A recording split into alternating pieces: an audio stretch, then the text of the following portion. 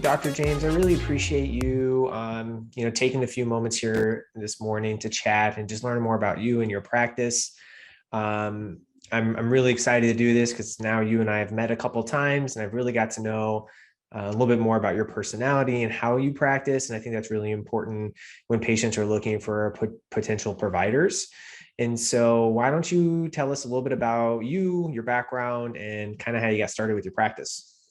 Sure. Thank you so much, first of all, Michael, for reaching out and for meeting with me and for giving me this opportunity. Yeah.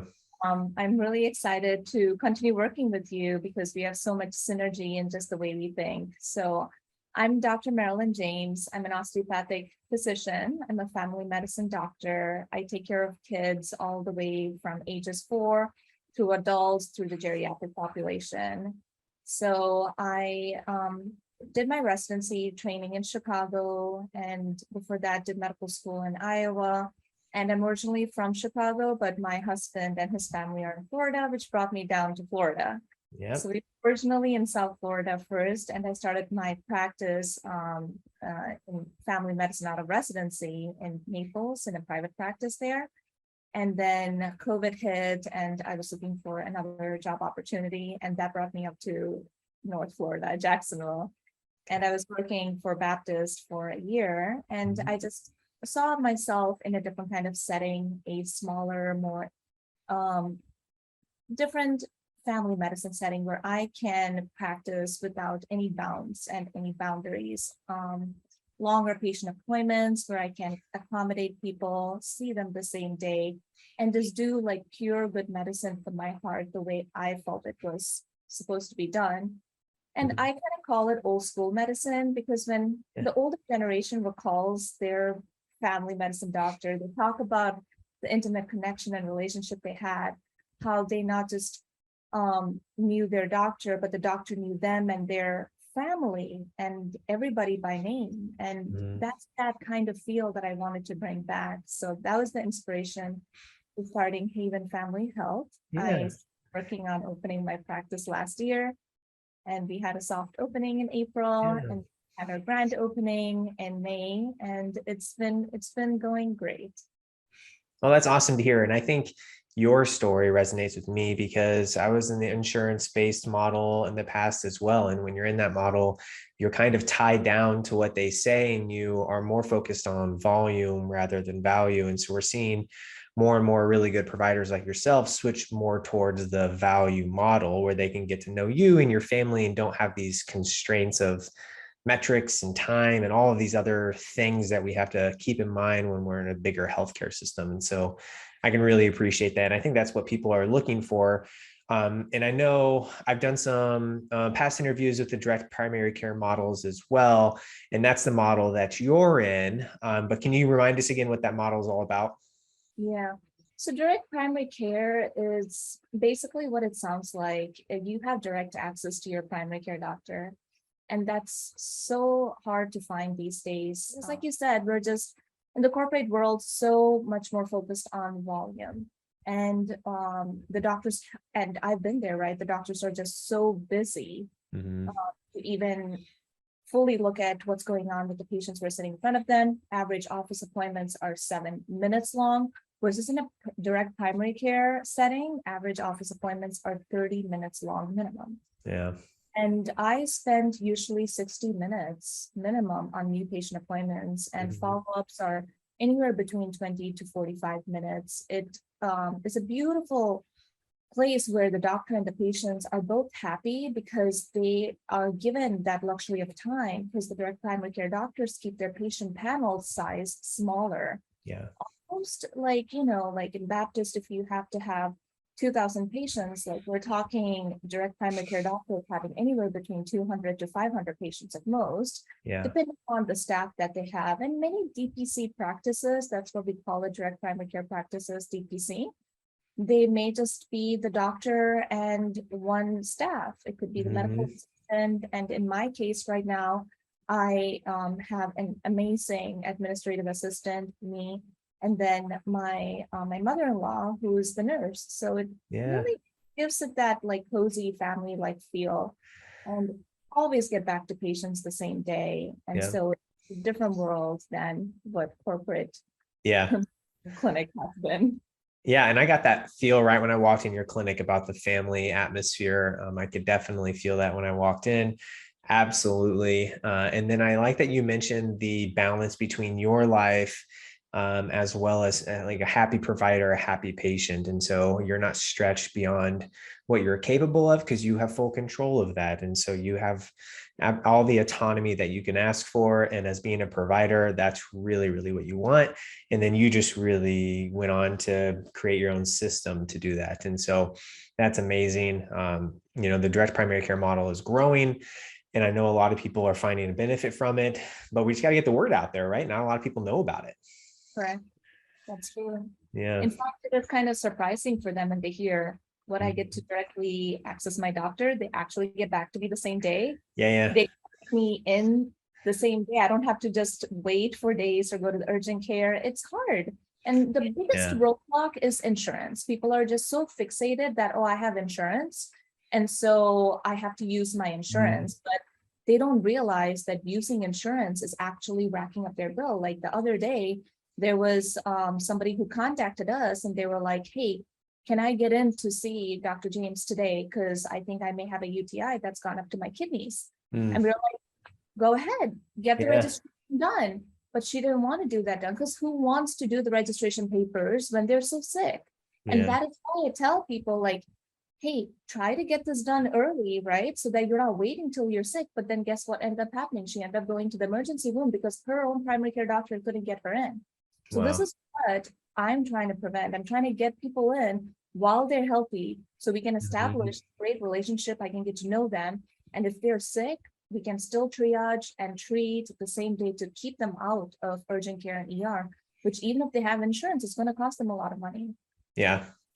Yeah. And everybody's deductibles are rising. And so it's not a hard sell once they learn because they're spending the money anyways, but you're going to spend the money on quality care versus feeling like you're just taking through the steps without feeling heard or understood. And so, I totally resonate with what you're saying. And I think patients do when they finally get a little bit of a taste of the model. So what are you passionate about treating? Like everybody's got their thing, but like, what's your thing? Like, what makes you different? So I like to treat a wide variety of health issues, whether they be acute or chronic, but whatever I treat, I like to have a very holistic approach. And so I treat like diabetes, high cholesterol, gut issues. I really like working with patients on healing their gut issues like IBS, chronic constipation, diarrhea. Very cool. And that's because there's so much research emerging on the connection, the gut-brain axis. And I also have training in Ayurveda, which is an Eastern Indian medicine. And many people are just lost, not knowing what is my body type, how should I be eating, and fall for many fads, right? Like, oh, I should do keto, I should do vegan, and they're still feeling sick. And so I am able to take on evidence-based research that has been happening, that's been emerging. And I use that along with the Eastern concepts of Ayurvedic medicine to have a very non-invasive approach rather than over-testing and doing too many tests and food sensitivity testing. I help our patients. This is what your body type is. These are the things that you should try to avoid and incorporate more of. Talk about lifestyle changes. And that's such a huge role in whatever chronic condition we're treating. High cholesterol, migraines, weight gain, menopause. And so I help patients with a wide variety of things.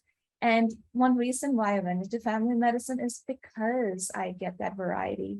I also love helping patients with mental health conditions, people who are having various musculoskeletal complaints.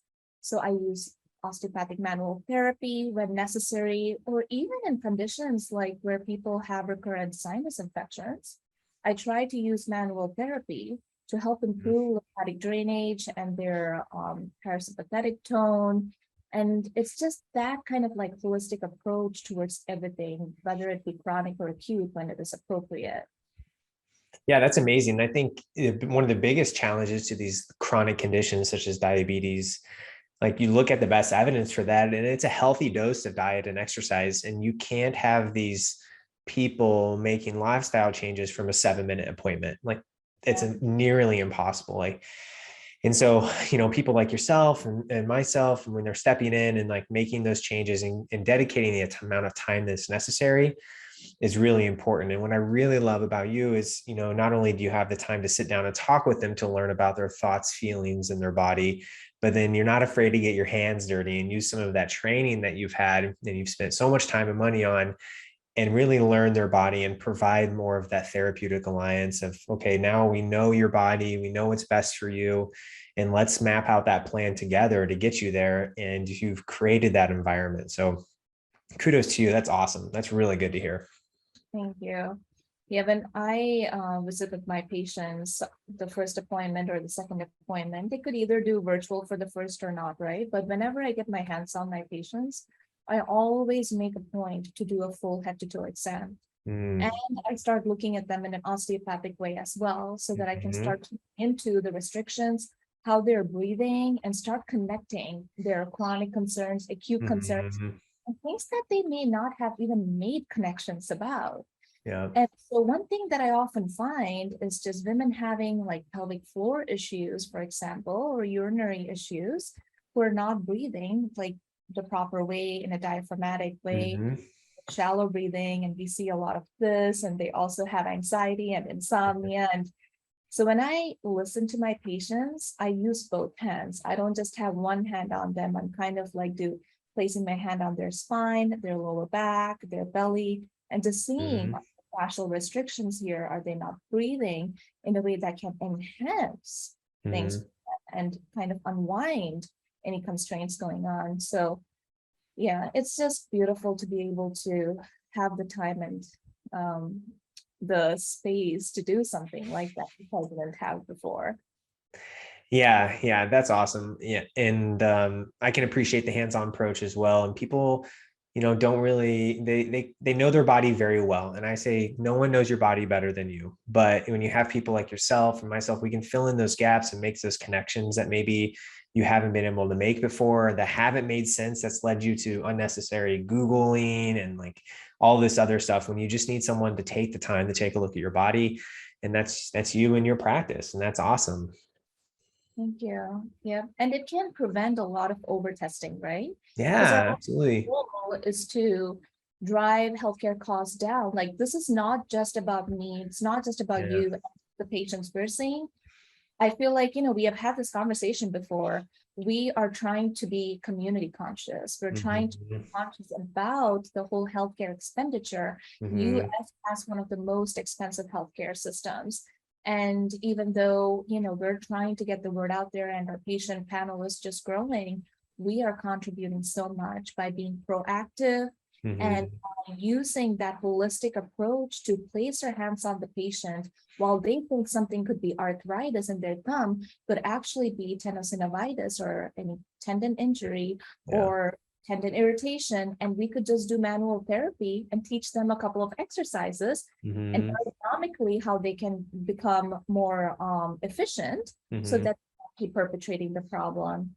So I'm a huge believer in placing our hands on the patient, which is why I work a lot with physical therapists, because, like physical therapy empowers patients. And patients, when they are empowered with that knowledge, then it's for life. It's not just a prescription and a one-day fix, and then it keeps coming back and we throw it at, another medication at them.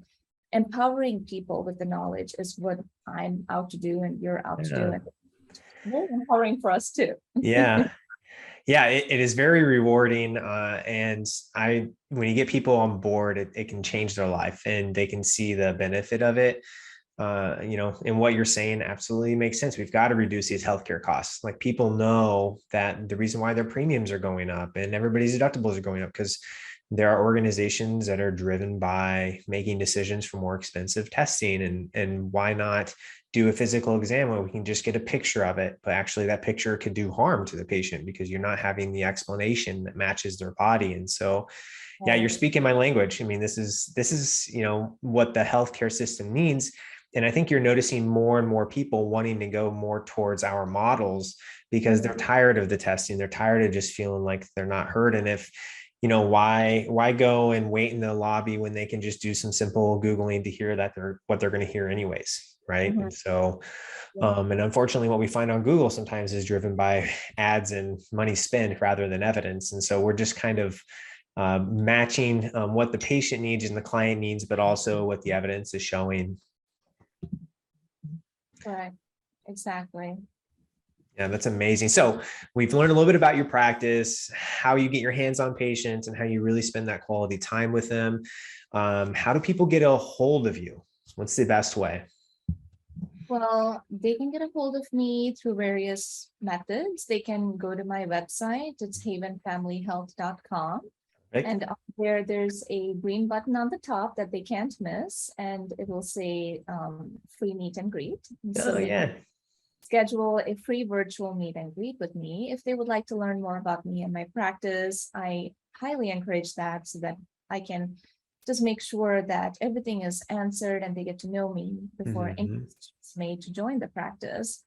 And if they would like to call, they can call us. Our numbers on the website. They can email us as well. I'd be happy to answer any questions they have. Mhm. Our office is on Bay Meadows on Sunbeam. So the address is on the website as well. I do encourage anybody if they want to just stop by and just kind of feel the vibe of the clinic. Yeah.